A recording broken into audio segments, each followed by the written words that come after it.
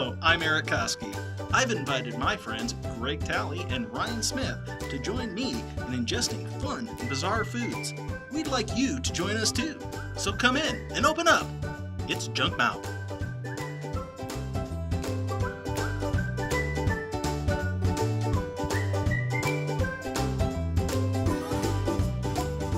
Hi, I'm Erik. I'm Greg. Hey, I'm Ryan.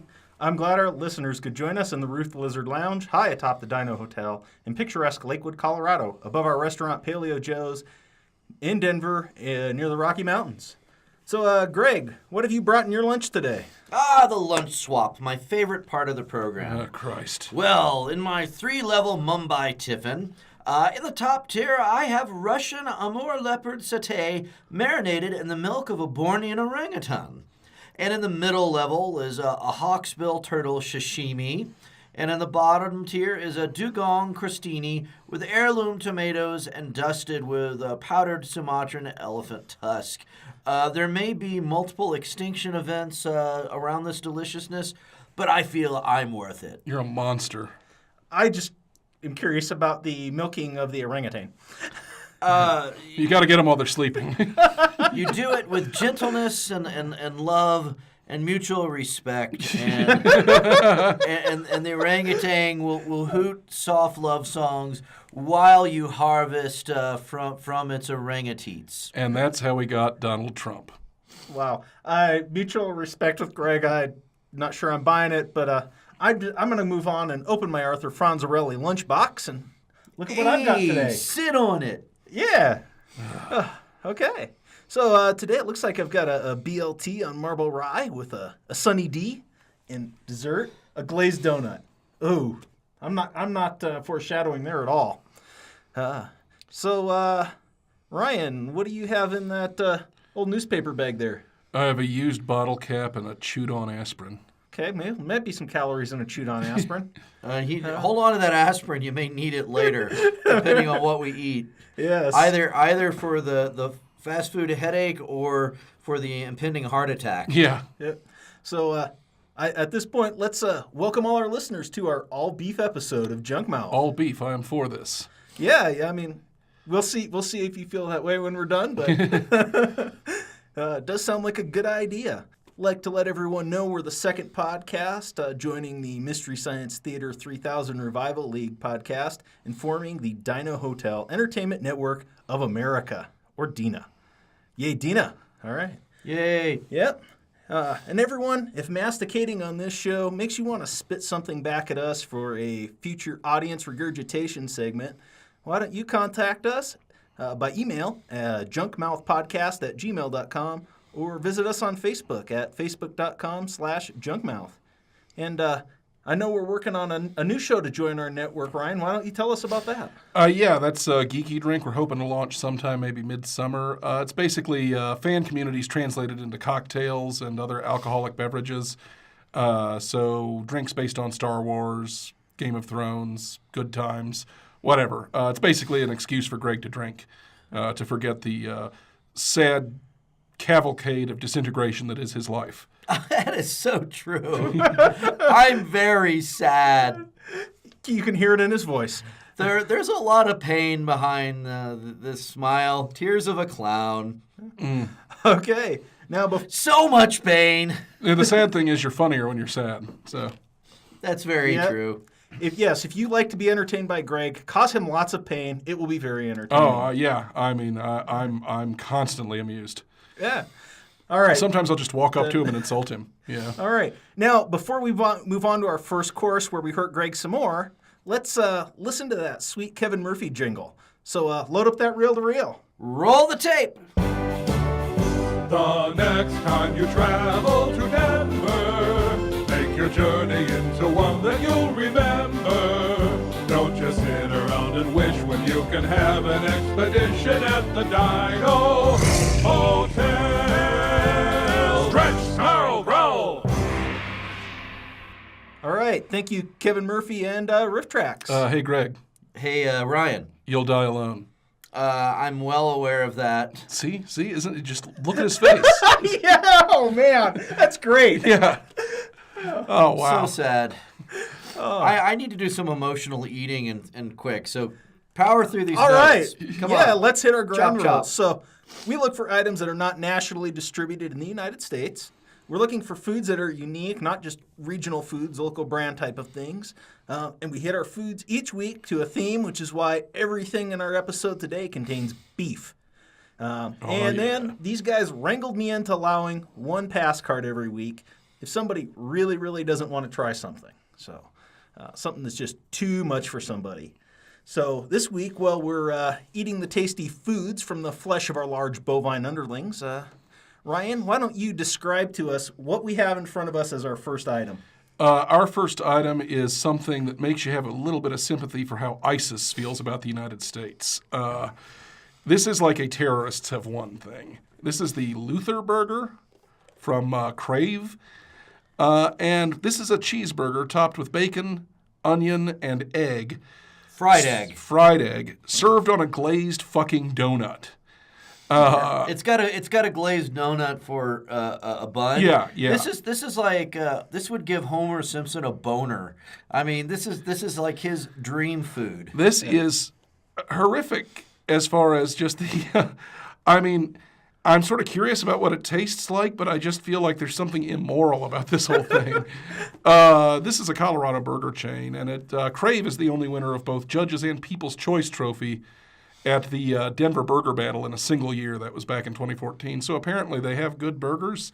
Yeah, they do. This is actually my favorite burger place. Have you had this particular kind? I have not had this particular burger for obvious reasons. Yeah, because you're a moral human being. Yeah, I mean, this is a vaguely tawdry burger. Yeah. This is like the equivalent of going to a truck stop peep show or something. It feels somewhat sinful. You're gonna feel pretty dirty afterwards. Now this is the container it came in has a jewel-like clear plastic top, and it is beaded with condensation from the steam off of the burger and the accompanying fries. And there is like a greasy donut print. Yes. Like someone pressed their ass against a window It's on the lid of the box. It's yeah. I mean, I'm like I said, I'm curious about what this tastes like, but I feel sort of, I don't know. It's like somebody's gone up a mountain and I'm just making a golden calf. I mean, there's something wrong about this. I think it's wise that I just bought one of these to split between the three of us. Oh, yeah. I don't think it would be a good idea for any of us to eat this whole. No. Yeah, I mean, just as Luther nailed his edicts at the Cathedral of Worms in protest of the Catholic Church, this Luther is going to nail cholesterol straight to your heart. Yeah, we're going theological today. Yes, we Very are. nice. Very nice. All right, well, do we want to go ahead and dig in? I don't know if to pick it up or forward. I'm just going to dive in and use my up. hands. I'm going that route too. God, it's heavy. It is. You could do. I don't know how to get hands. your mouth around this because these are like two full-size donuts. This is not a donut split in half. Each bun is a full donut. Let's see here. That's crazy good. That's very edible. It's better than I would expect, but I'm taking the egg off. no. You're not an egg fan, though. No, I don't trust eggs. They're not quite meat. If you leave them alone long enough, they'll be a chicken. But right now, they're at this weird intermediate stage that I don't like. Well, I am an egg fan. So. You are the walrus. Let me see here. Okay, so it's actually really good. Yeah. I've got to reach for a napkin. It's heavy as hell. This third of a burger is so filling. I'm going to be quite satisfied with just it. Because, I mean, you got the heaviness of the bacon, and it's like a candied bacon. The protein of the egg, the fried texture of the egg, which is good. A really solid beef patty that is delicious. And the donut actually works. I mean, but that doesn't surprise me, because if you put sweet onion, sweet mustard, sweet relish on a burger, we already know, within the accepted lexicon of burger condiments and flavors, that the sweet goes really well with the savory. And, so you get kind of the heavy sugar flavor of the donut along with the heaviness of the meat, the egg, and the bacon. and it's not bad. I'm going to dive back in and let these other two mooks talk. Yeah, just in the time Greg was talking, I've almost finished my burger, and I see Ryan did finish his. It's actually surprisingly really tasty. I'm amazed.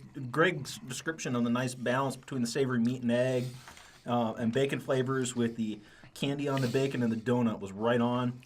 Absolutely excellent. I would absolutely share one of these with somebody again. Would not go back for seconds. It's so heavy, I don't think I'd ever eat a whole one by myself. Yeah, I'm sort of conflicted about this because on the one hand, it is really good, but on the other hand, it's just so immoral. I mean, here's the thing.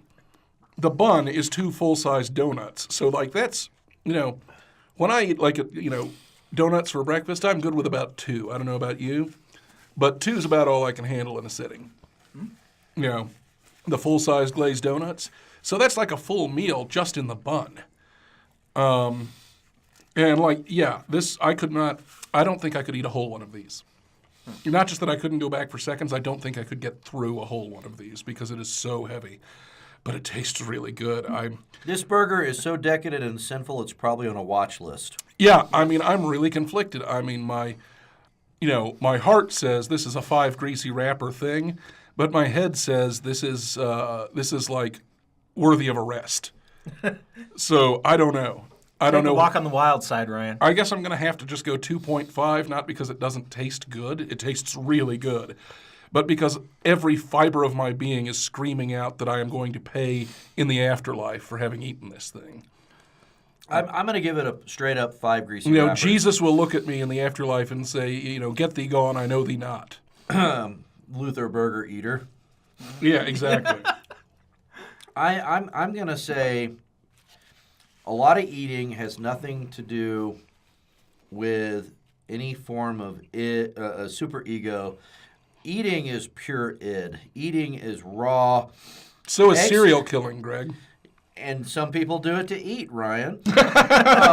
This is the base id. This is like the base of the brain. Yeah. In terms of food. Yeah, this is pure lizard brain. This is lizard brain eating, and my lizard brain says 5 wrappers, greasy wrappers, because it's quite amazing.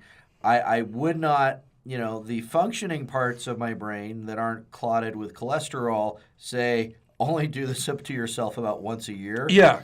I mean, the functioning part of your brain when you eat this is horrified that you're doing it, because, good God, what have we become? But yeah, the lizard brain, the id, is like, oh, good. I had no conception it would be that good. I always looked at those donut burgers and thought, well, that's just wrong. But yeah, it tastes very good, I have to say. Considering how good the other burgers are from Crave, I'm not surprised that even the weirdest burger they offer, which in my opinion, this is it. There's a couple others that are close, but I'm not surprised they did a really good job on it. I'm really conflicted between whether or not to just go with a straight-up 5 or to knock it down to about a 4.5, which is actually what I think I'm going to do, 4.5.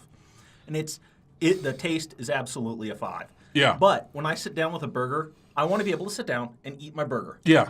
I could not eat a whole one of these. Yeah, I agreed. just cannot. It is just that absolute heaviness of this thing is why I have to go down to 4.5. Yeah, I mean, it feels like a cement block hitting your stomach, and we only had, a third apiece. Yeah. This is a very easy trap for burgers to fall into. High-end and low-end burgers. Just too big. Too big, loading it up with too much shit. High-end, someone putting blue cheese crumbles and truffle oil and just gross stuff on it that's totally un-burger-like. Low-end, I could see something like onions or just too much bad bacon. This is a middle to high-end burger. I'm not gonna say it's low rent at all, but man, yeah, those donuts are the height of sophistication. They are. Jesus, they are. I will. We ate them on a plate, Ryan. That makes us fancy. Yeah. We're fancy. It's now. A paper plate, Greg. You go there and get one of their more normal burgers, and I think you'll actually say these definitely are this is a high-end burger place. It's good enough that I want to go back and try something a little more normal, but yeah. But yeah, I mean that's a big problem with a lot of restaurants. Is just the sheer amount of food they give you. I feel bad throwing it away, but then I don't feel good when I finish it. Just give me a reasonable portion. I get that. Yeah. But yeah, I mean, like I said, I got to go with 2.5 because even though my taste buds say this is a 5, it's not even like decadent. Like I could give a really good chocolate dessert a 5, knowing it's a chocolate dessert. But I don't know. There's just something about combining, putting a hamburger on a donut that just whoever invented that has some bodies buried in his cellar. I mean, it's just immoral. Or works at a state fair. Yeah.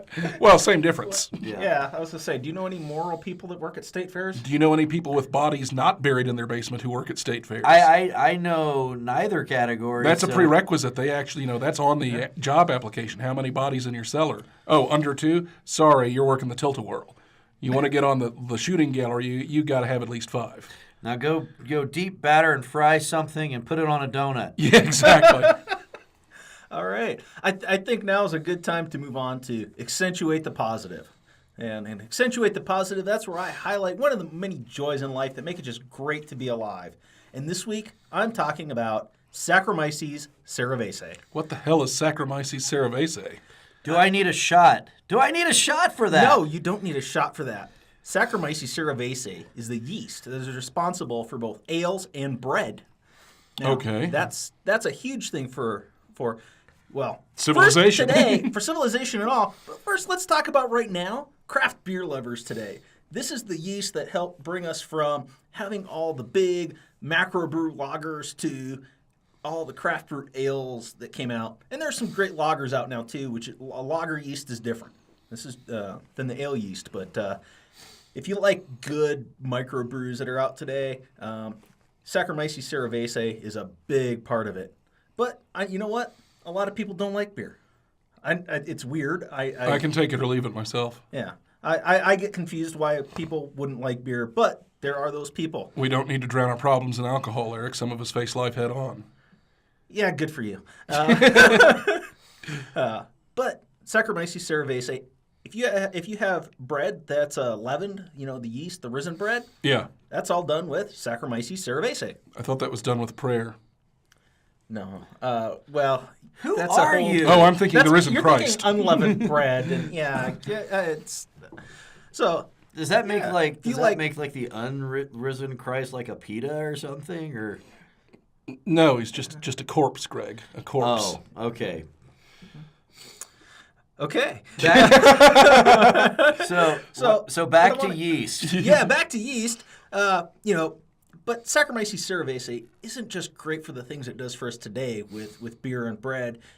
It goes back in time to the earliest recorded history of why it's so great, because the whole agricultural revolution happened from people making beer and bread. They started farms to be able to make beer and bread. Now, wasn't Eric, correct me if I'm wrong, isn't there kind of a chicken and egg debate about which came first, beer or bread? Absolutely. You get into the ancient documents, and they actually show the early documents, their bread and beer making show up at about the same time, and there's a lot of debate over which probably came first. well before writing, I should imagine. So This is like early cave painting things where they found preserved. Some of the earliest stuff are about. Whoever thought of that was a genius, because neither one of those are intuitive processes at all. But it came through benign neglect, because they would have had to have been fermenting something, either making beer or making bread, and then they left it out too long, and they ended up with the other product.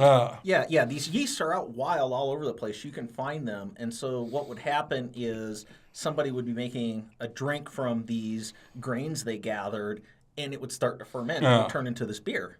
And of course, the beer back then would not be like the kind of beer we drink today. Yeah. It would probably have around like 1 or 2% alcohol, just enough to kill off all the bad stuff in it and make it last longer. So.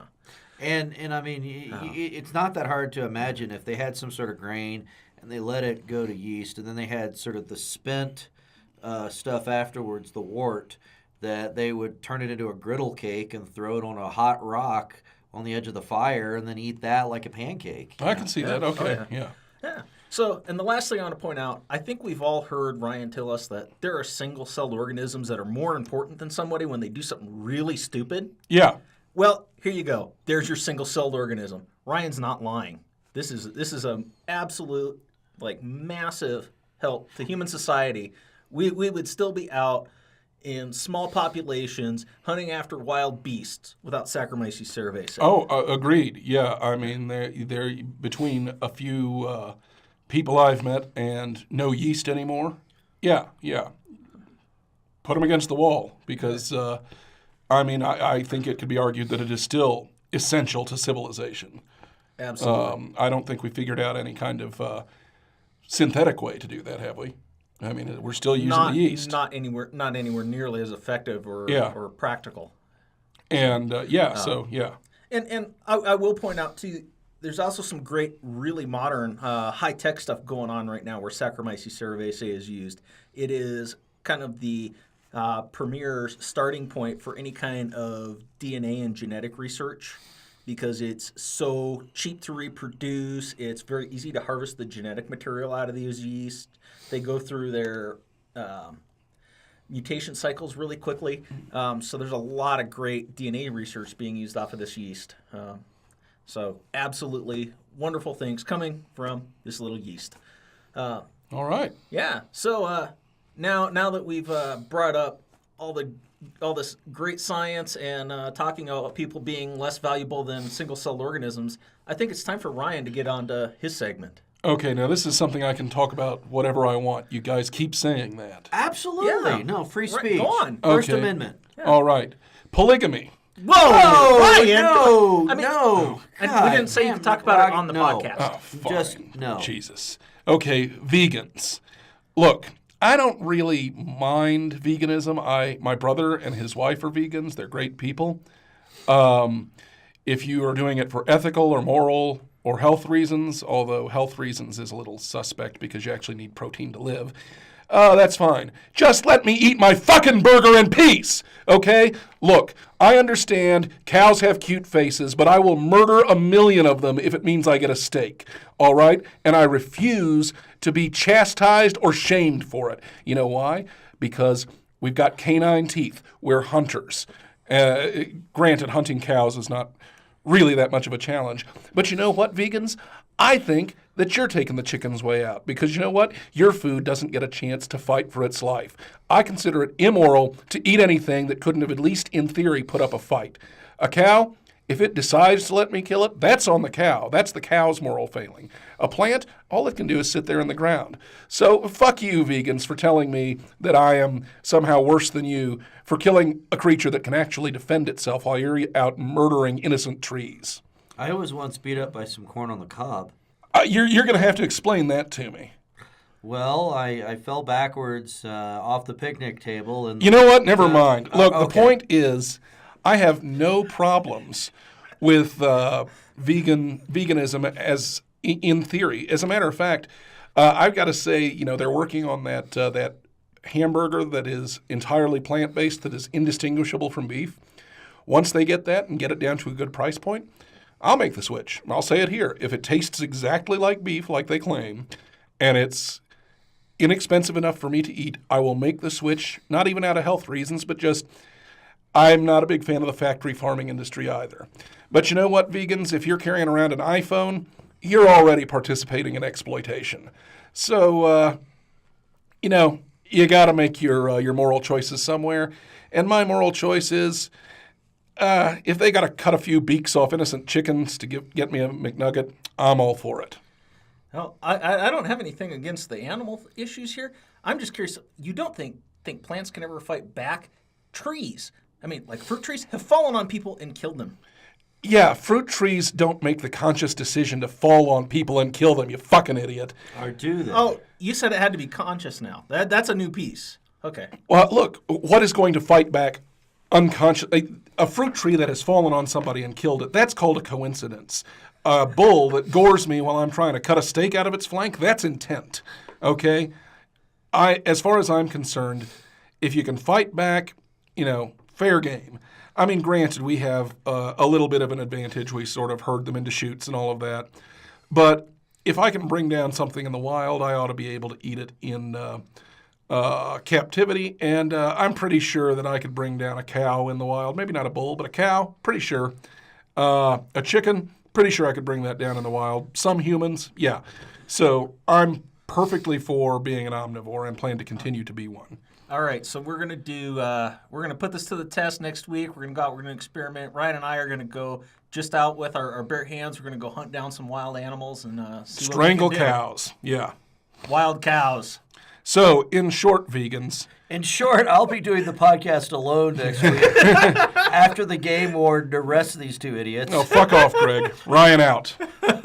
Let's move on to our drink segment. So how are we going to do a beef drink segment? Yeah, I'm really curious. What do you drink that is beef?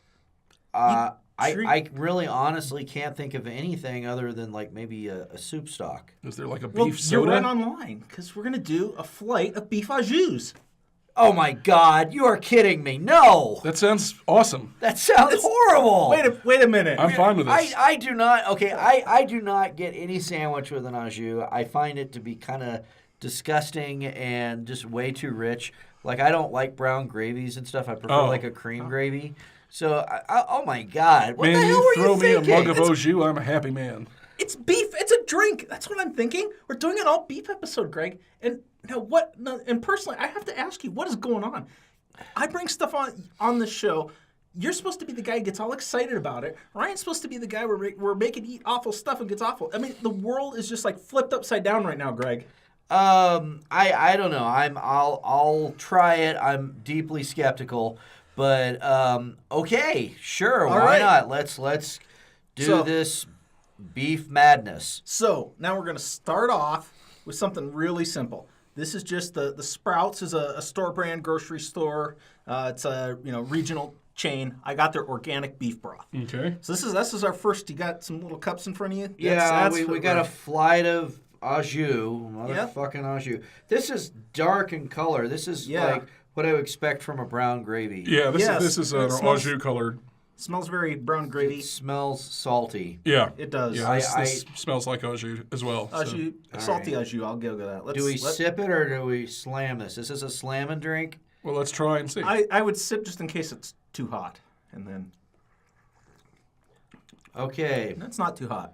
Yeah. It is slightly salty, not terrible, but Tastes like hot, salty water. It's not real. Yeah, I mean it's got a little bit of beef to it, but not a lot. Yeah. This is a failure as an au jus. It's a failure as a gravy. It's just salty water. I feel like I just like it's brown and gross. I feel like I just accidentally swallowed a little bit of the Gulf of Mexico. I can't go too far off from you.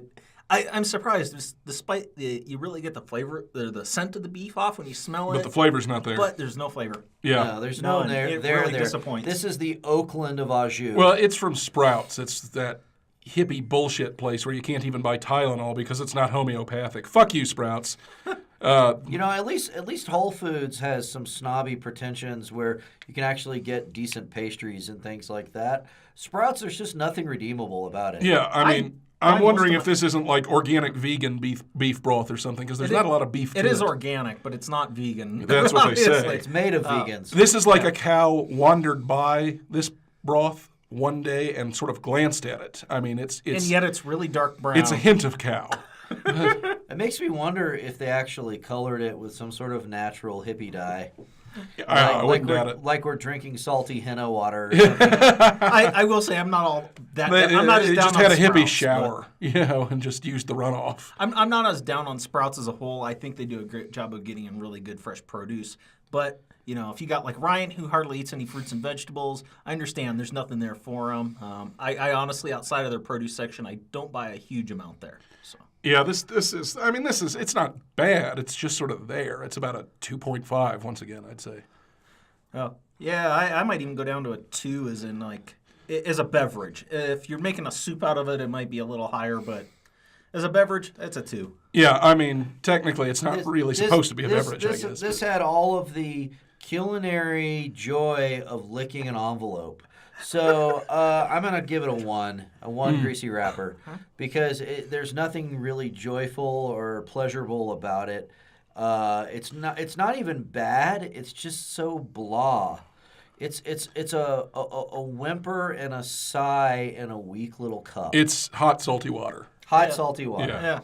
All right, then let's go on to our second part of our flight. On this one, I wanted to compare how well better than bouillon does versus a regular broth. Well, where can you get better than bouillon, Eric? Everywhere. Everywhere. So this is sort of our control in the test. I would say so. It's definitely something, it is nationally distributed. I just totally broke the rule. But I wanted to see how, it's what I actually use when I cook a lot. So in terms of beef broth, just because it's so convenient. And I notice it does seem to have a decent flavor. So Well, what's interesting to me about this beef broth is that it's orange. I think you're looking at the wrong third one. Oh, I'm looking at the third one. So I look at this. Okay, I picked up the wrong cup. What's interesting to me is that this one is like gray. Yeah, it's lighter. It's lighter colored. much paler brown. Yeah, it does not look as au jus like as the last one. that actually smells nicer. Though. Smells beefier. Yeah. Yeah, much more beefy. Yeah, it's Less got salty. the salty beef smell. Yep. So, all right, let's try it. Much better, I'd say. Oh, tremendously better. All right, Yeah. this is a soup stock. I wouldn't just go out and gargle a cup of this, but I'm finishing it. If I had a cold, I would be drinking this stuff way before the stuff from Sprouts. That's much better. Yeah, I mean this tastes like what you would expect an au jus or a beef broth to taste like. Yeah. So, it's not bad. I could see this turning into a decent gravy. I could see this turning into a thick soup or something. But it does what it's supposed to do. So, I mean, if the food serves its function and it is good, I have to go with a 4 greasy wrappers.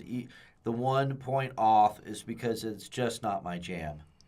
I go with 4. Yeah, it's good.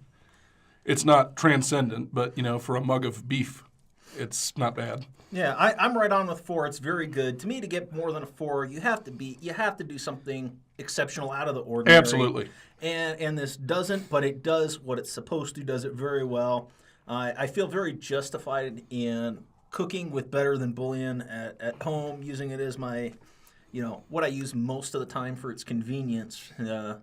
Definitely better than those little bouillon cubes. And Yeah, I would. Yeah. I would.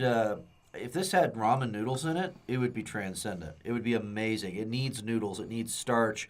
Maybe some vegetables. I'm fine with just a mug of it. It was good. You're just gonna gargle some au jus. all right. Yeah. And it's so we do have a short flight. We've got one more here to try. Okay, this is the orange one. This is the orange one. This is the one I picked up Yep. mistakenly earlier. This- It's almost the color of carrot water or Dimetap or something like that. Okay, so what is this? This is what I got at the Chinese grocery store. This is the po quan. Poquan, okay. Porquan. Yeah, porquan. I think that's. Here's the jar of it. Yep. Yeah, it's kind of a powdered base that you mix in.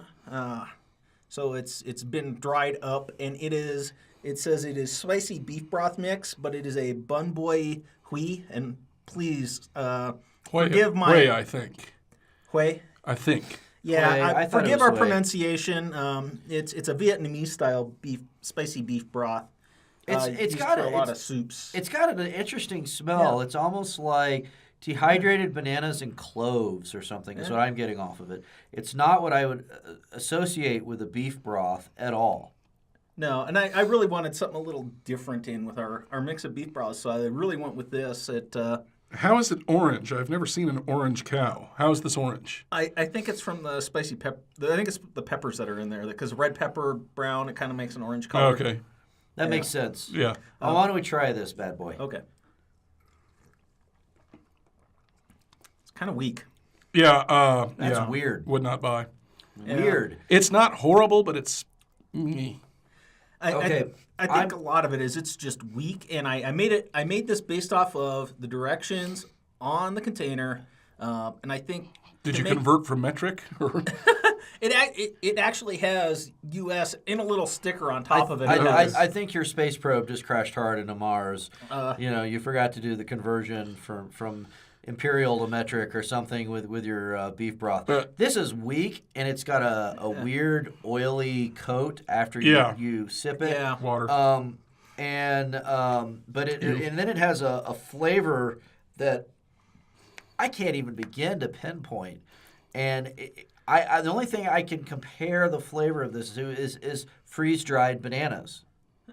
I'm not getting that, but I'm not either. What I actually taste is it's kind of like having a really diluted beef gelatin. So it's like you just got the fats and the gristle boiled until they just fall apart awful. into it and make a thin, runny this.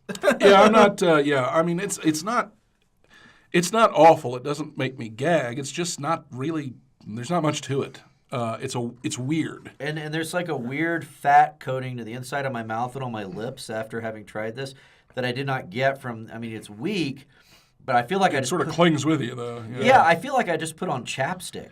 I'm Inside your mouth. No, on my lips too. I hear that. Yeah, but it's like you go in to put on chapstick, and instead of just stopping at your lips, you just put the chapstick right in your mouth and just coat your rub it entire around. Chewed it, yeah. Yeah. Yeah, this is. I'm going to give it a 1.5 because it's not horrid, but it's certainly not good. All right, I got to read the ingredients on this. What? Oh yeah. Okay, so Point out. The ingredients for this are put on as a sticker over the top. Okay. So who knows what's really in there? Yeah. Salt, sugar, soy sauce powder with MSG, that's going to be the umami fat roll we're getting. That's your chapstick. Soybean oil, artificial beef flavor. Are you fucking kidding me? What? They didn't even use real beef. Oh, wait a minute. Shrimp flavor powder?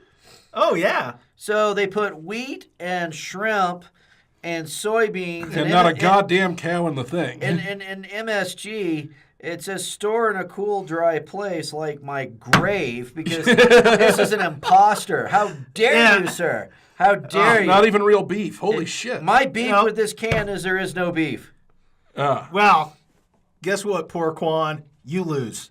Yeah, you know what? 0. I'm rescinding my 1.5 and giving it a 0 for fraud. This is a 0 for unadulterated fraud and false advertising. Because it wasn't just totally disgusting, I'm going to give it half a greasy wrapper. Yeah, I mean, it's like it's not completely disgusting. It's not good, but I have to go 0 because it's artificial beef. What is artificial beef? Did they go out and slaughter a robot cow?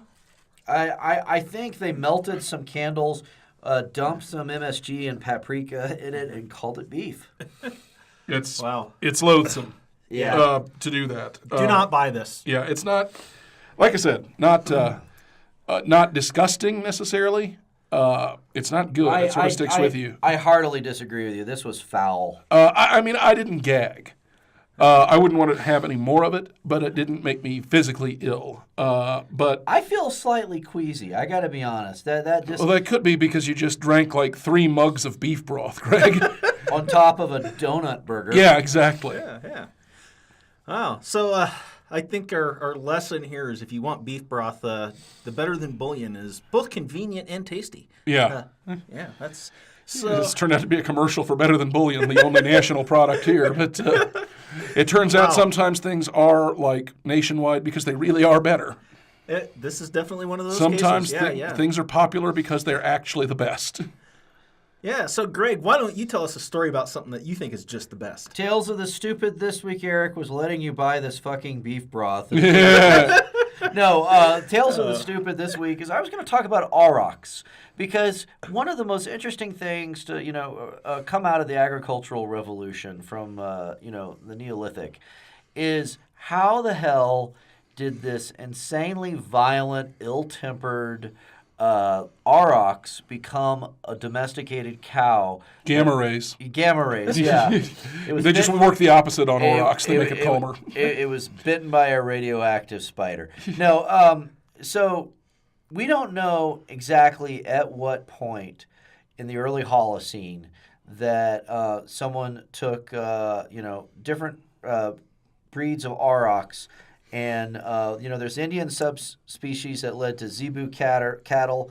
And then, someone took another wild bovine that, were domesticated, came up with wild water buffalo and guar and banting. So aurochs was probably from somewhere domesticated in the Near East or Indian subcontinent. And, it went from being an animal we hunted to an animal we domesticated and attached to plows and then, harvested for its milk. and ate its meat, and became sacred in some cultures. But if you go back to some of these Neolithic cave paintings, like at Cave Lascaux, I mean, you see aurochs being hunted. Yeah. Yeah, I know the painting you're talking about. Yeah, I'm pretty exactly. Sure. Yeah, it's famous. Yeah, it's very famous. And then if you go, you fast forward in time and you go to the earliest civilizations, the earliest city we know of is probably Catalhoyuk in Turkey. Yeah, that would be the earliest. And that's the one where everybody climbed in through the roofs, right? Yeah, because they just built it in one big crowd. Yeah, Still hadn't figured out doors. Yeah, well, that might have been a defensive thing because they don't know. There wasn't really a whole lot around there, though, was there? They're still sort of wondering why the hell they built it. They don't know why they built it there, but they put the access in Catalhoyuk through the roofs with ladders, sort of Kiva style, like at Mesa Verde.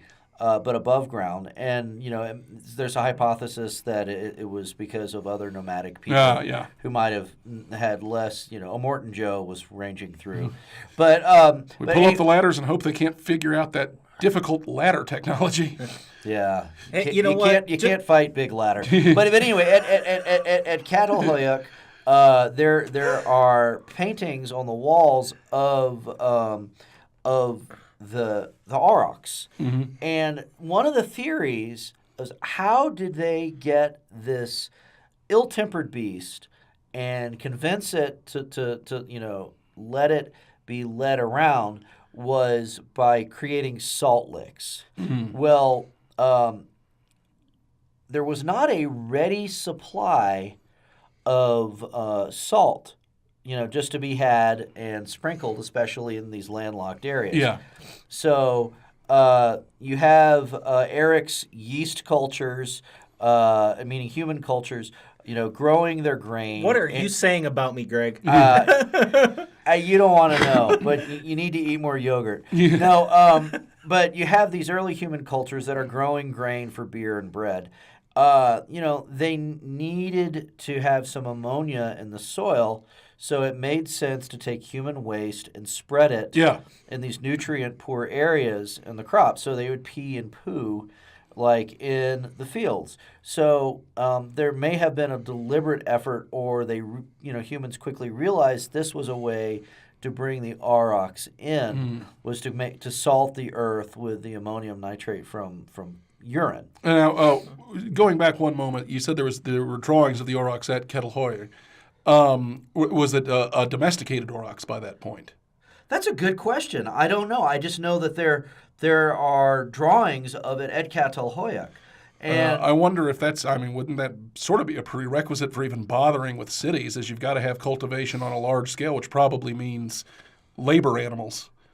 Well, just like, look, here's a mural from Catalhoyuk showing Neolithic hunters attacking an auroch. So I want to point out, Greg is showing us a picture of something for an audio medium. Well, I'm showing the guys in the studio, and it's a red bull. Okay, so they're still hunting it at that point. They're in a city, but they're still hunting this When I say red bull, I don't mean a can of energy drink. I mean a painting of a primitive red bull. Well, that's interesting to me that they're already in a civilization. They're in a city, but they're still hunting this thing. Haven't domesticated it yet, at least there. Well, my understanding is that the cow was one of the most difficult things we ever domesticated, because it had to make the switch from wild to domesticated. I think it was easier to domesticate dogs and sheep and other things, but well, dogs just happen sort of accidentally, most people think. Yeah, and wolves hanging around rubbish middens. Much earlier. Oh yeah. This beast took a while, and then they had to breed it, do selective breeding to try to get them, the least ornery pair. Yeah. Now dogs is 10 to 15,000 years ago. When were cows? Do you know?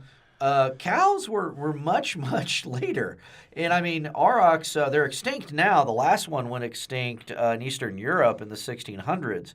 But we're talking about aurochs being written into the Bible. And appearing in Greek and Roman legends and medieval heraldry, because it was seen as such a fearsome beast. Okay, so we're talking about not necessarily a complete evolution of the entire species so much as like what happened with dogs and wolves, where a subspecies just shot off. A subspecies The others continued on for a while. shot off, and I think there was a massive overlap between, you know, the oxen yoked to plow the field and turn the crank on the well, and the wild aurochs that were hunted for sport. Okay, so we could still be in a situation where they're still hunting aurochs, but they've got a domesticated cow-like being plowing their fields. Just like the bifurcation between wolves and dogs. And dogs. So you still have the wild animals. You still have out a there. wild wolf, and you still have teacup poodles. Yeah, well, If you consider those dogs. That's I an don't. opinion.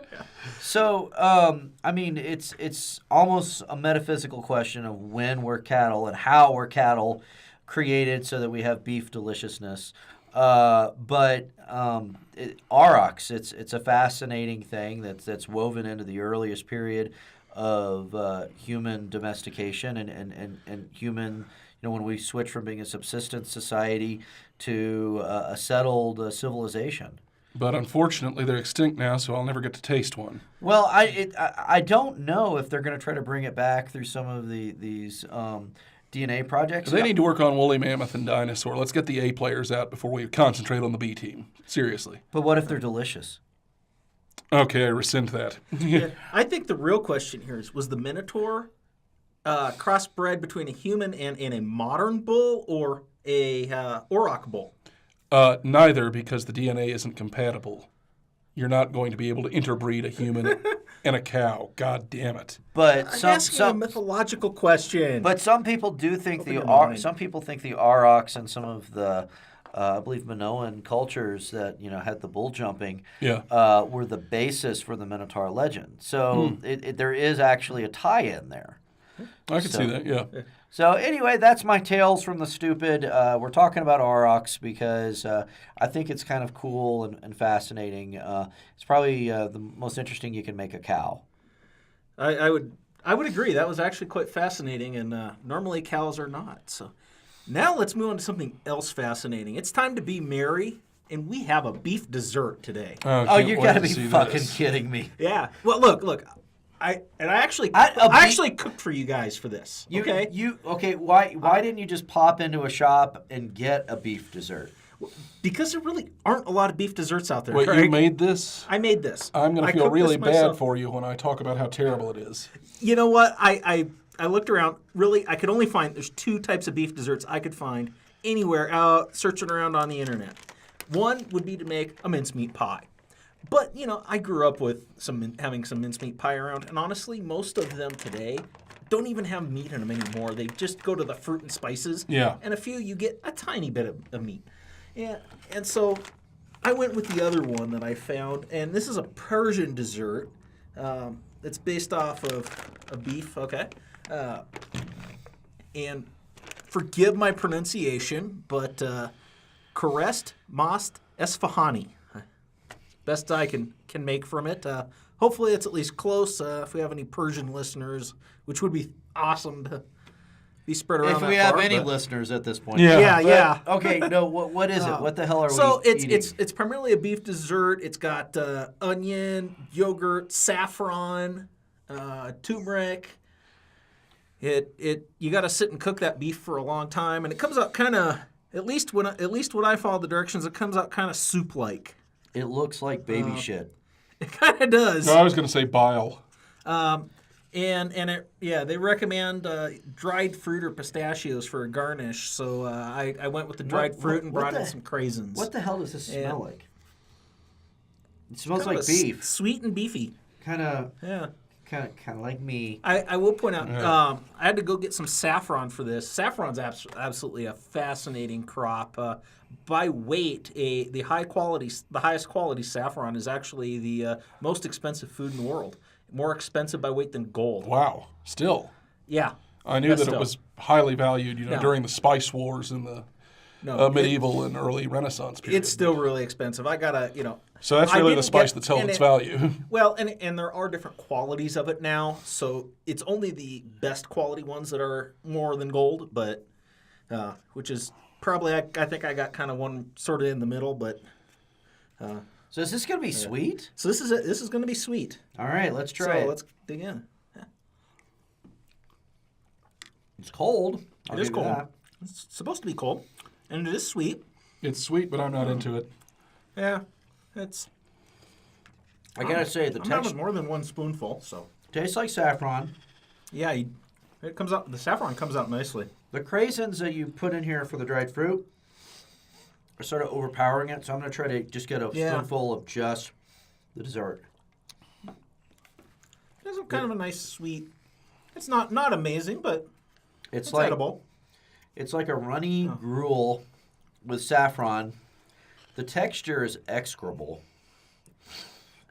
It's got a gritty, grainy texture. You get the little, because you actually have to, blend up, or traditionally I would assume you would mash it, but I had one of the little hand blenders. You have to just beat the crap out of the beef so it, disperses.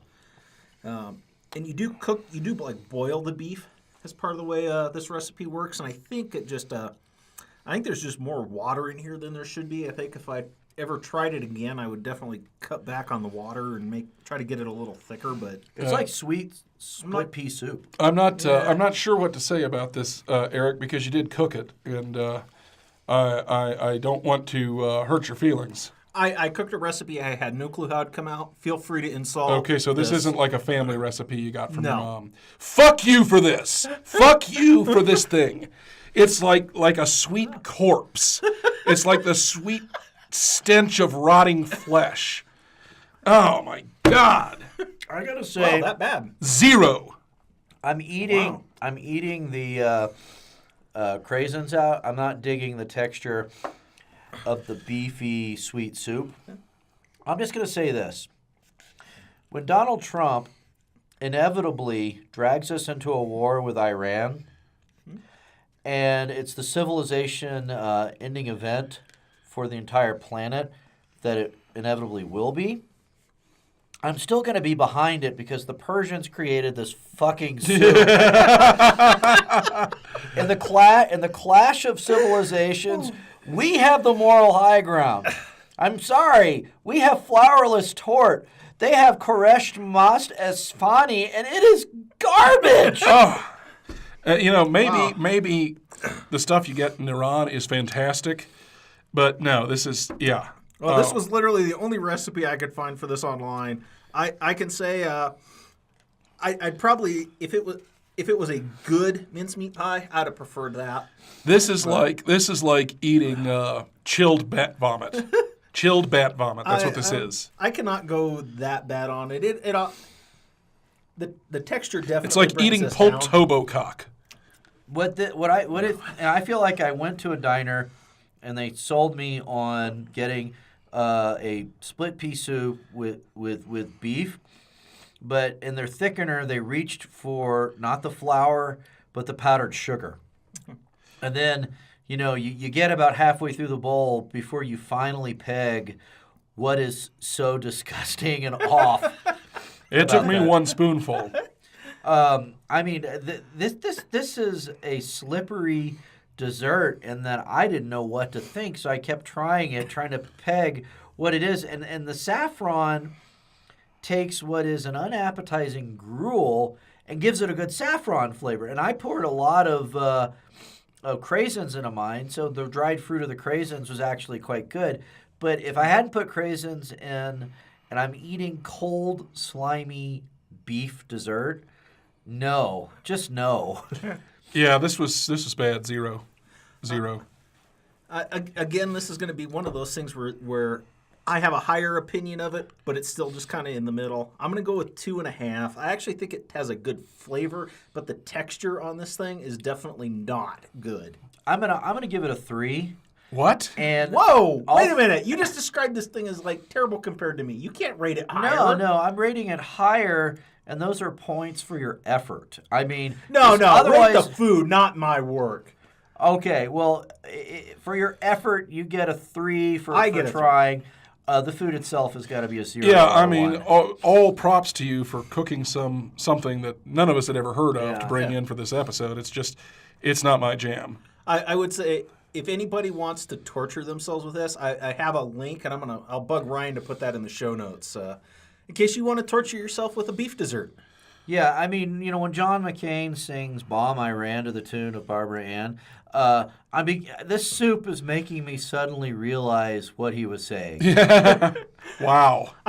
Before we just take that all out on Iran, I will say I've actually had some Iranian foods that are much, much better than this. So, They'll be equally justified in nuking us because of baconaise. So Yeah. It all Balances out karmically. Yeah. All right. All right. Well, let's sum this up. So we finished here eating for our all beef episode. We had a absolutely sinful burger that was just disgusting in concept, but tasted really good. Yeah. Then we moved on to a flight of beef broth where we learned that don't try to get cute with your beef broth. Better than bouillon is probably better than the weird crap. Yeah, absolutely.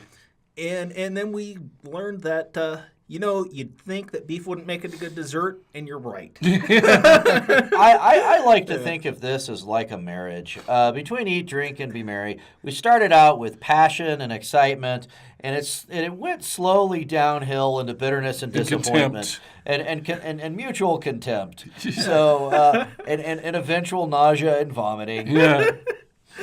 Yeah, there's only a small pile of vomit. So. All right, let's go. Any final thoughts on this episode, Ryan? Yeah, fuck this dessert. Okay, Greg. I'm going to go purge. Purge? You want to eat enough of this stuff until you vomit? No, he's actually going to wait for you and then kill you in the street. Yeah, I'm going to pretend that the movie The Purge is an actual thing, and I'll be standing outside your house with a pitchfork and a torch. I apparently have to watch this movie so I know how you're going to kill me. Violently. My final thought is I was really excited about an all-beef episode.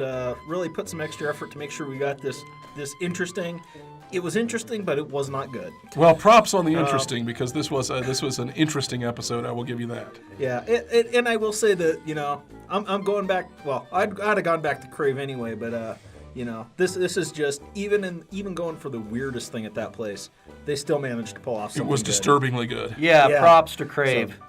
So, all right. Well, thank you for joining us on Junkmouth. Then until next time, remember: eat, drink, and be merry. Peace out. Bye.